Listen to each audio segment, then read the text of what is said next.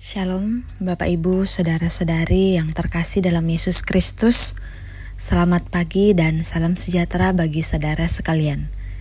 Kita bersyukur boleh diperjumpakan Tuhan dalam Renungan Harian Toraya, edisi Rabu 11 Oktober 2023. Mari menyatu dalam ucapan syukur kepada Tuhan dan siap menerima berkat Tuhan melalui firman kebenaran-Nya yang akan kita renungkan bersama dari Keluaran pasal 32 ayat 15 hingga ayatnya yang ke-35. Sebelum itu, mari kita minta pimpinan dari Roh Kudus dalam doa. Kita berdoa.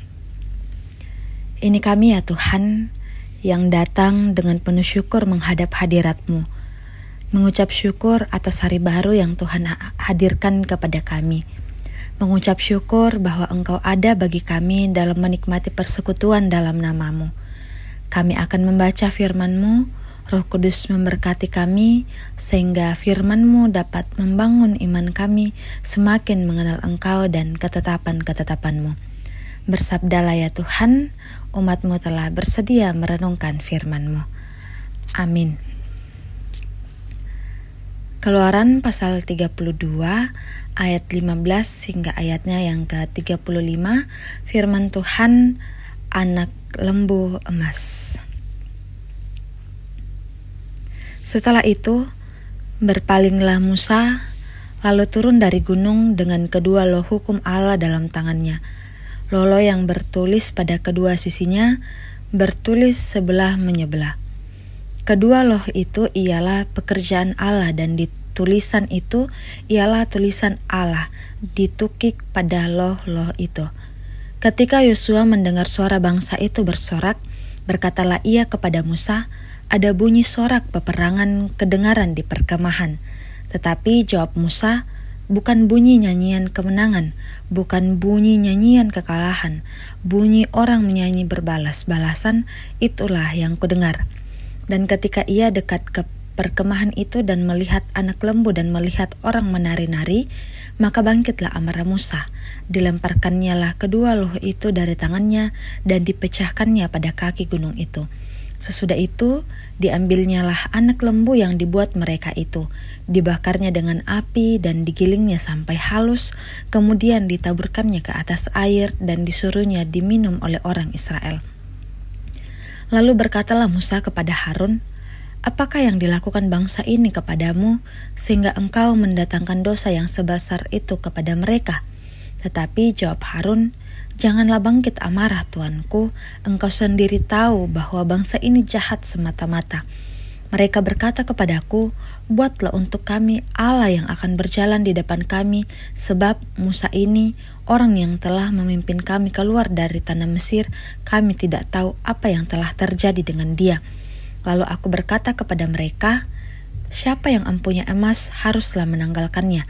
Mereka memberikannya kepadaku dan aku melemparkannya ke dalam api dan keluarlah anak lembu ini. Ketika Musa melihat bahwa bangsa itu seperti kuda terlepas dari kandang, sebab Harun telah melepaskannya sampai menjadi buah cemooh bagi lawan mereka, maka berdirilah Musa di pintu gerbang perkemahan itu serta berkata, siapa yang memihak kepada Tuhan, datanglah kepadaku. Lalu berkumpullah kepadanya seluruh Bani Lewi. Berkatalah ia kepada mereka, beginilah firman Tuhan Allah Israel. Baiklah kamu masing-masing mengikat pedangnya pada pinggangnya dan berjalanlah kian kemari melalui perkemahan itu dari pintu gerbang ke pintu gerbang, dan biarlah masing-masing membunuh saudaranya dan temannya dan tetangganya. Bani Lewi melakukan seperti yang dikatakan Musa, dan pada hari itu tewaslah kira-kira 3.000 orang dari bangsa itu. Kemudian berkatalah Musa, baktikanlah dirimu mulai hari ini kepada Tuhan, masing-masing dengan membayarkan jiwa anaknya laki-laki dan saudaranya, yakni supaya kamu diberi berkat pada hari ini. Keesokan harinya berkatalah Musa kepada bangsa itu, kamu ini telah berbuat dosa besar, tetapi sekarang aku akan naik menghadap Tuhan. Mungkin aku akan mengadakan pendamaian karena dosamu itu.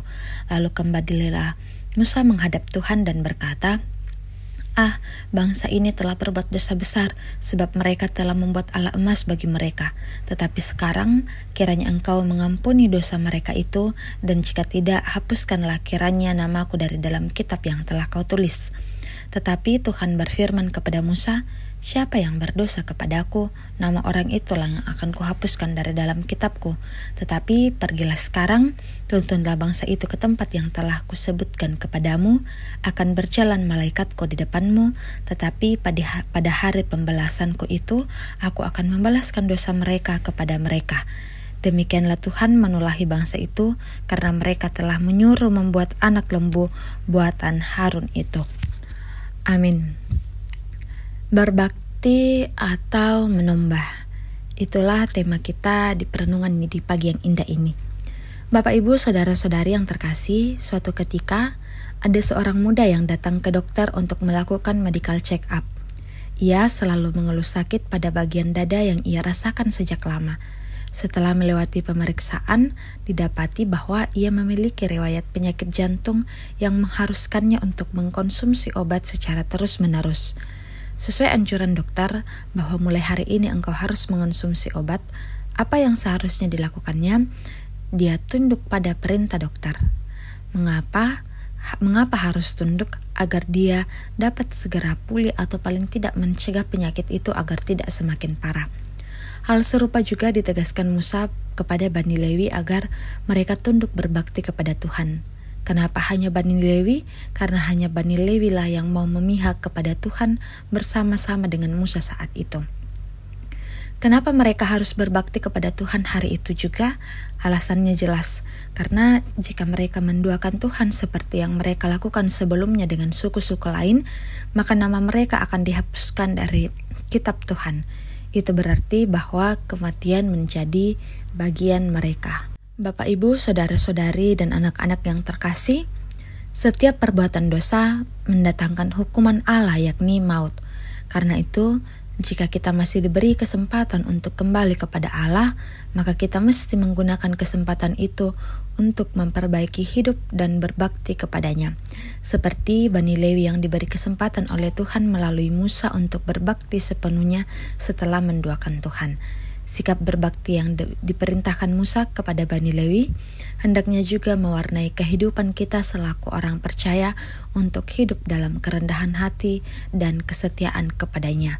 Olehnya itu, selagi masih ada waktu, mulai hari ini, baktikanlah dirimu hanya kepadanya. Amin. Mari berdoa. Bapa dalam kerajaan surga, terima kasih untuk firman-Mu yang boleh kami renungkan bersama di kesempatan yang indah ini. Melalui firman-Mu ya Tuhan, kami diingatkan untuk berbakti kepadamu. Oleh karena itu, kiranya Roh Kudus-Mu akan memampukan kami menjadi anak-anak yang berbakti kepada Tuhan. Bapa di sorga, kami berdoa kepadamu, kasihanilah kami orang berdosa dan berikanlah berkat-Mu untuk kami. Kiranya Engkau menyertai kami dalam menjalani aktivitas hari ini. Kiranya Engkau melihat umat-Mu yang bergumul karena sakit. Mungkin ada yang mengikuti ibadah ini dalam keadaan sakit atau dalam proses pemulihan, atau jika ada salah seorang dari keluarga kami yang berada dalam kelemahan tubuh atau masa pemulihan, ulurkanlah pengasihan-Mu ya Tuhan. Jamalah yang sakit, semoga disembuhkan dalam nama-Mu. Yang bergumul rupa-rupa persoalan yang lain, kiranya Tuhan senantiasa mengingatkan agar senantiasa melibatkan Tuhan, dan kami berdoa Engkau ada Tuhan. Untuk orang tua kami yang berada dalam usia lanjut, semoga masa tua tetap menyenangkan karena ada Tuhan bersama dengan mereka.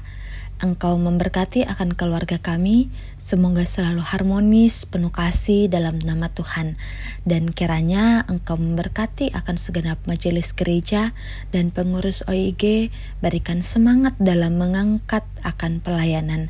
Bapa di sorga, jaga kami dalam segenap hidup kami, biarlah kami selalu bersandar dalam kasih pemeliharaan-Mu. Dengarkan doa kami Tuhan, kami bawa dalam nama Yesus Tuhan dan Juru Selamat kami yang hidup. Amin. Bapak, Ibu, saudara-saudari, dan anak-anak yang dikasihi Tuhan, pergilah, berbaktilah kepada Tuhan, dan terimalah berkat Tuhan. Kiranya Allah mengasihani kita dan memberkati kita, kiranya Ia menyinari kita dengan wajah-Nya. Amin. Demikianlah kebersamaan kita dalam Renungan Harian Toraya. Selamat pagi, selamat menikmati kehidupan hari ini. Tuhan memberkati.